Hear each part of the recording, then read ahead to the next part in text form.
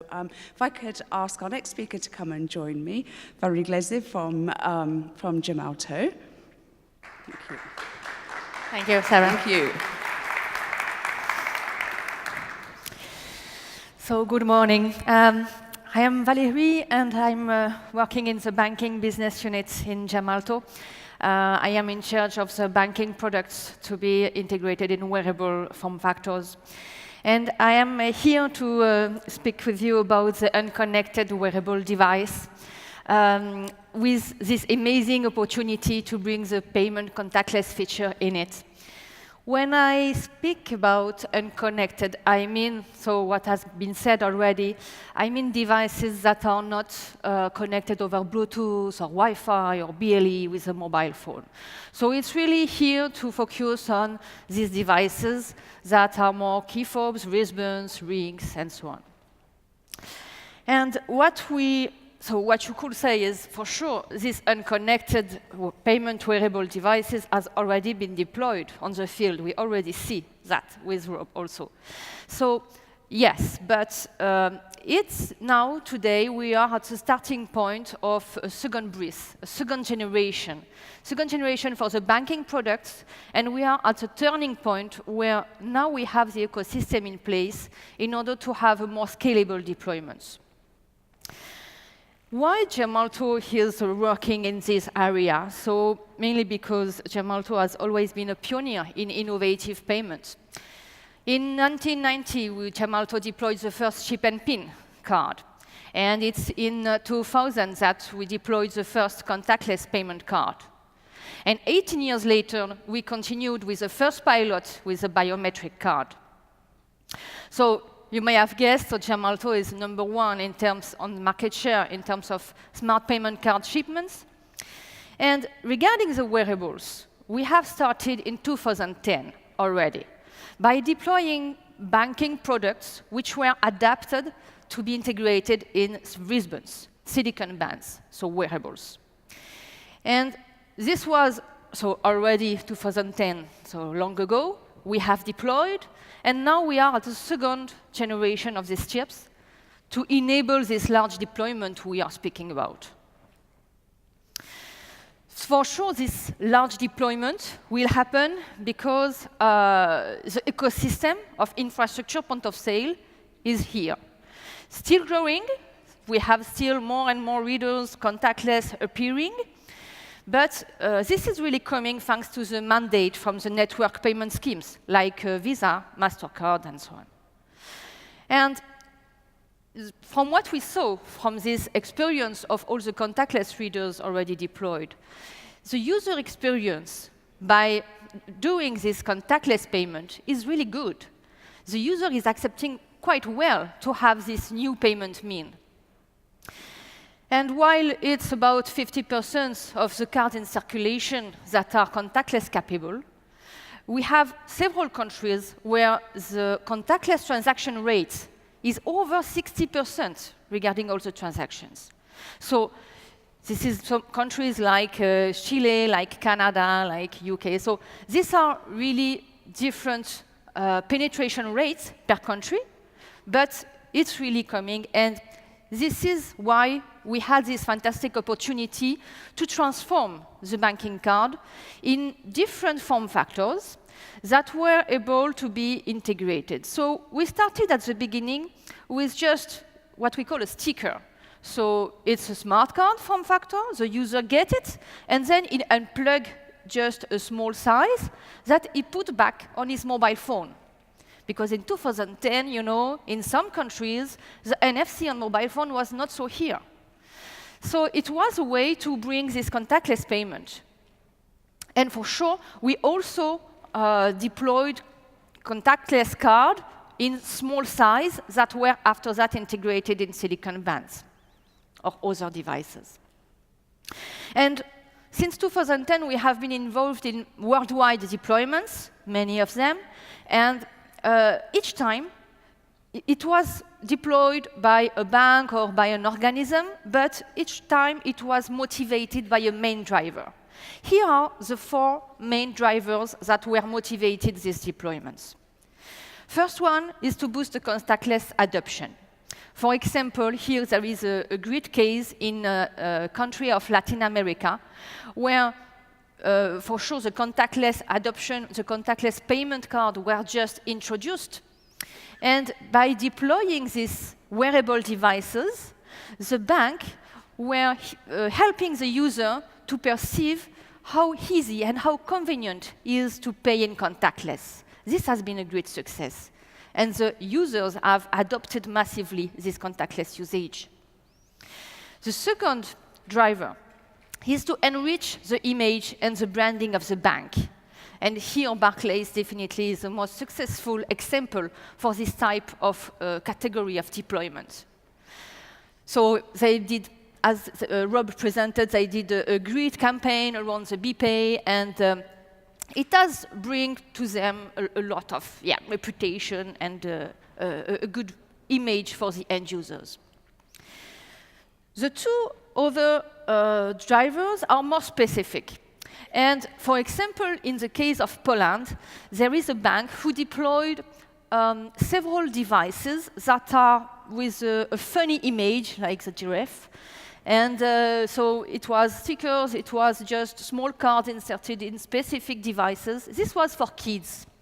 So by having such a specific target deployment, addressing a really specific category of people, the bank was able to enlarge his reach and address new customers at the end. So this is also the case, for example, of targeting sportsmen, targeting other people that are really having a specificity in their contactless usage. And the last driver that we saw in the deployments is really around the events and the cashless environments like festivals. Visa was, and is still, one of the most promoting company for deploying contactless wearable devices in this type of events. So here, for sure, you have the convenience when you enter in an event. You are not afraid to lose your wallet, in fact, and your credit card, because at the end, you have just your credit card on your wristband. So here are the main drivers for all these deployments that we already did. But at the end, this is quite bank-centric. This is quite event-centric. So how can we, from that point, how can we enlarge the deployment? How can we make this deployment scalable? We need to focus on a more user-centric deployment. We need that the user will not wear the wristbands not only for the events, or not only because it's a kid. We need to introduce this payment capability in devices that the end user would love to wear every day, and he will see the convenience, but also he will have his favorite brand with his contactless payment. And in order to enter in this user-centric deployment, we need to look at what are the concerns from the user point of view. And definitely one of them is that they want to have something to wear which is fashionable. They will wear it every day if it's trendy and if they love it, for sure.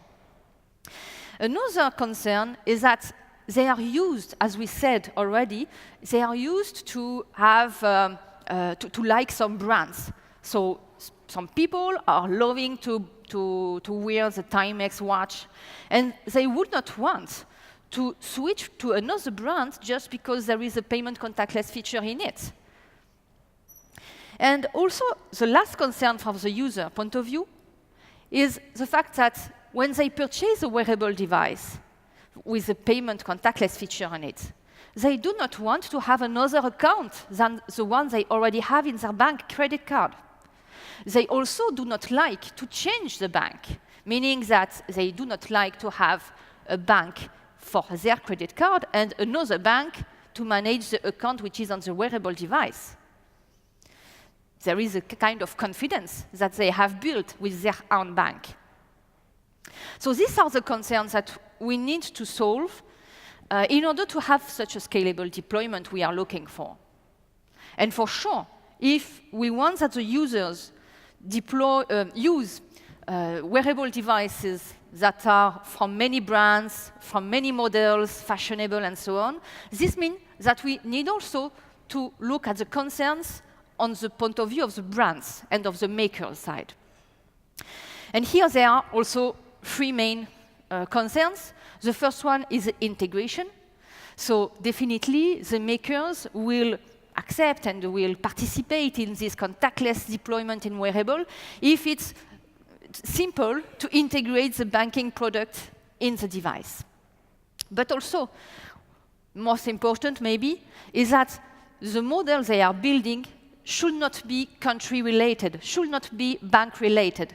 It should be agnostic. They cannot afford to deploy one model for France, one model for Spain, and so on. They need to have few models, and they spread worldwide without considering, oh, I need to collaborate with this bank, collaborate with this country. So here are the concerns, but for sure, we have also all the great partners here to bring a solution to all of that in order that the end user at the end could wear the device that he loves with the payment contactless capability and use it every day by simplicity. So Gemalto is strongly partnership with Tappy. And thanks to Tappy high knowledge in the device manufacturing, thanks to Tappy large relationships with all these brands, we are on the good track to provide this solution. And so Tappy is really the bridge, and they are integrating the Gemalto banking chip in all these devices, brands that they are in relation to, but also they are connected and they are providing an accessible payment solution for the end user, which is the tokenization.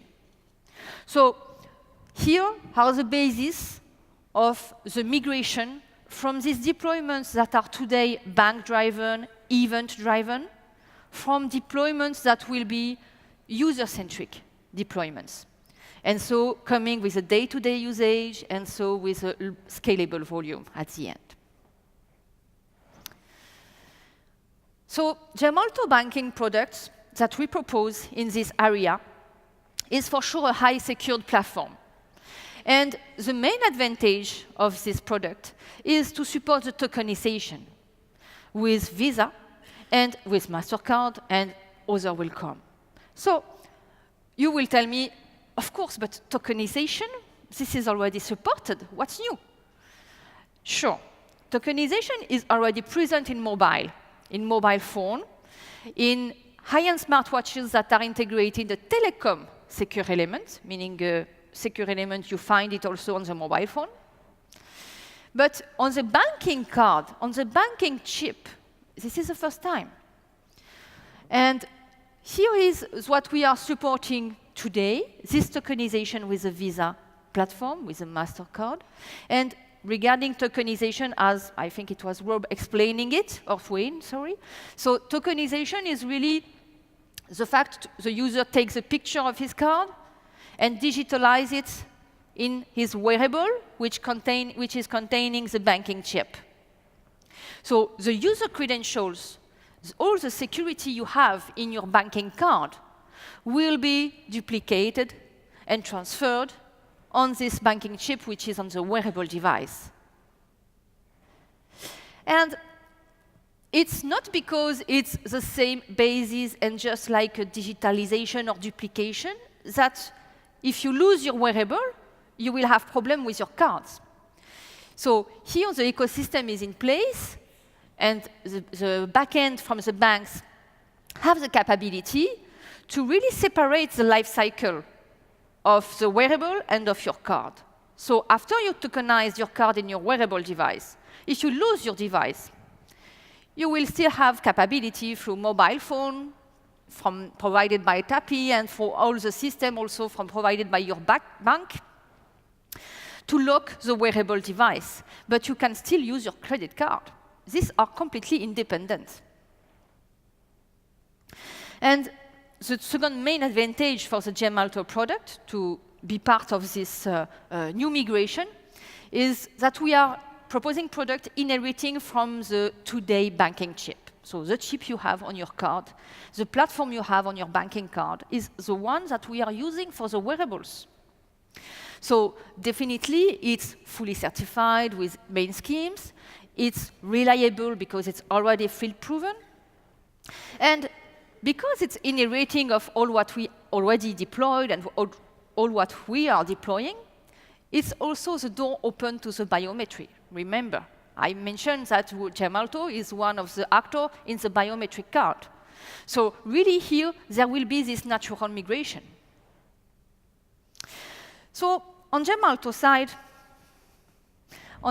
side, we have deployed smart card products in small size, like mini tag, micro tags that Rob was mentioning.